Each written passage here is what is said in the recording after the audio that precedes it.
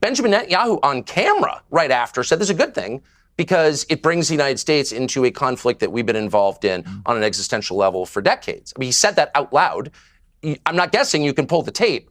We know that a group of Israeli art students, who clearly were not art students, clearly some of them were aligned with Israeli intelligence, were arrested and held for quite some time in the United States before being released without charges. And we know that a group of them, again, I'm quoting an FBI document here, not the internet, filmed the attacks on 9/11, and I'm quoting, seemed to have foreknowledge of those attacks. Now, you were not allowed to follow up in any of this. Fox News did a series with Brit Hume and Carl Cameron, which many people have seen in a bootleg version on the internet, but they did it like within weeks, saying, what is this? There was an Israeli spy ring in the United States, and they clearly knew 9/11 was coming. This is Fox News.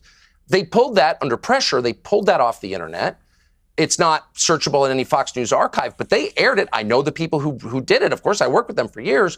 They're real people. They're not crazy. In fact, they're pro-Israel, but they had a fact set before them, and they reported it, which is called journalism, and subsequent generations have been forbidden from noting what is now factually true. Those are factually true statements. Now, we tried to interview some of those people. One lives in the United States in California and made no headway whatsoever. And we knew as we did it, by the way, that we're going to be attacked as anti-Semites. It's very unwise to use military force without a clear, achievable objective that serves the American national interest. In fact, it's not allowed to use it under any other circumstances. And in that case, I was concerned and remain concerned that this focus on Iran is not actually connected to our national security. How many Shiite terror attacks have there been in the United States in my lifetime? Let me do the math. 0.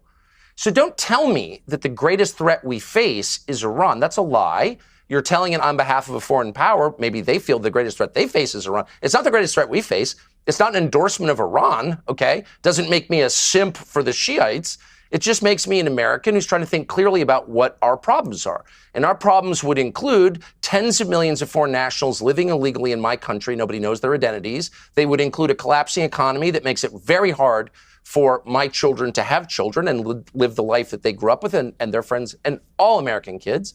It would include a drug crisis that's killed millions of Americans over the past 20, millions of Americans over the last 20 years. Iran is not even on the top 10 list. So you can scream at me all you want and call me names and call me a bigot or whatever, but there's no evidence to support that. And so if the energy of the U.S. government is focused on a threat that's not the primary threat to us, it is by definition ignoring threats that are.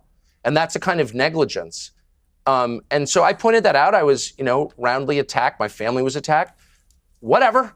I don't care. It's true. And everyone kind of knows it's true.